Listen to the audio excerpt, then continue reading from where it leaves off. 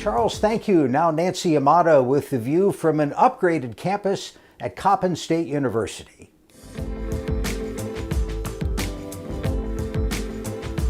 It's really a challenge to stay competitive, so that lawsuit meant everything for us. College of Business professor Erica Covington is a proud Coppin State University faculty member.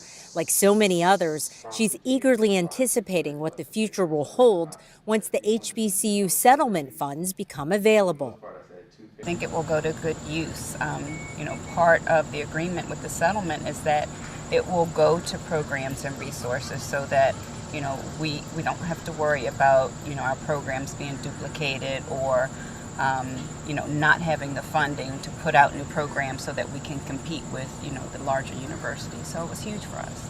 The $577 million settlement will be divvied up among Coppin State, Morgan State, Bowie State, and University of Maryland Eastern Shore. I would say it's really good, to help us out.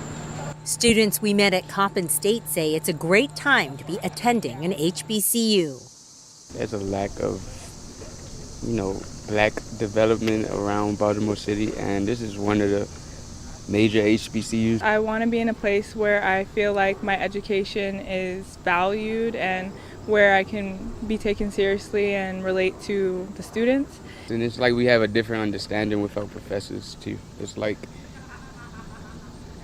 more like an auntie instead of a professor, because you have some type of connection or understanding with each other.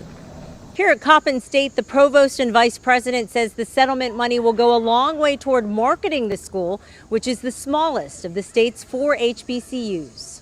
Dr. Leonti Lewis is the provost and vice president of academic affairs at Coppin State. She's also an alumna from the class of 1991. When we look at teacher education, we look at biological sciences, nursing, business management, when we look at nonprofit leadership, and I could go down the line of our programs that are amazing, but very few people know about them. Because as a small institution, we don't have the fiscal budget to market our programs well. No, well, that's one thing that the HBCU funds will allow us to do, to market our programs, so that people out there can know that we're small, but we are effective. We have an impact in what we do. Over the next 5 to 10 years, Provost Lewis hopes to attract more students from a wider area. The funds will also help them hire more full-time faculty. If you were to look at the numbers of full-time faculty we've had over the past 3 years, each year we have lost faculty and we have not been able to refill those positions because we've just not been able to. And so we have full-time faculty that have decreased while we have to rely on adjuncts. The settlement money will also be used to expand academic programs, support scholarships, and at some schools for capital improvements. For state lawmakers who graduated from HBCUs, I'm a proud graduate of Coppin State University in Baltimore, Maryland. I came out of the University of District of Columbia, UDC, which is an HBCU, but also a land-grant institution. I actually went to 2 HBCUs that are arch rivals. Hampton and Howard are often rivaling over who is the real HU. They say the settlement is not just an atonement for the past, but of Maryland's commitment to the future of HBCUs.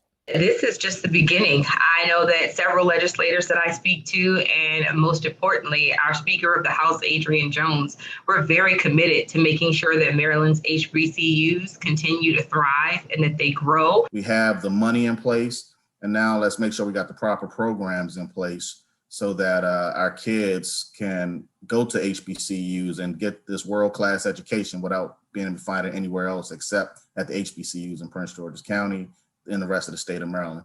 Delegate Stephanie Smith says it's not just the HBCUs that benefit from the settlement. We recognize readily that anchor institutions can spur innovation and can spur community development in the communities in which they are anchored. And I think we need to expand our collective consciousness around HBCUs being economic drivers for the cities and communities in which they reside. So the more that they are fairly and adequately funded, that also bodes well for the neighbors. These graduates say a quality education is not the only way in which the HBCU experience enrich their lives.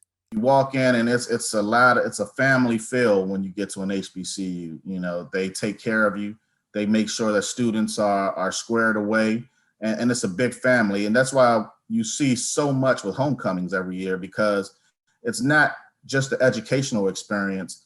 It is the experience of family. It's the experience of a network that is so vast that you always have access to anybody, anywhere, and within any industry. I know for me, it was really kind of a break. I mean, I think some people would be surprised to hear this. I actually didn't think about being Black all the time at an HBCU. I just happened to be Stephanie. I wasn't Black Stephanie. I was tall Stephanie. So in some ways, you're actually freed from the reminder that your Blackness is what makes you different from the majority culture. When you are at a formative time in your life and you're trying to develop the confidence that you need to enter the work world, how important it is to go to a school where your culture is embraced, it's promoted, and it's put front and center. It really helps students develop a mindset that who they are as young professionals is important, that the culture that they bring, the experiences that they have value in an academic setting, they have value in the workplace, and they really have something to add. I'm Nancy Yamada for State Circle.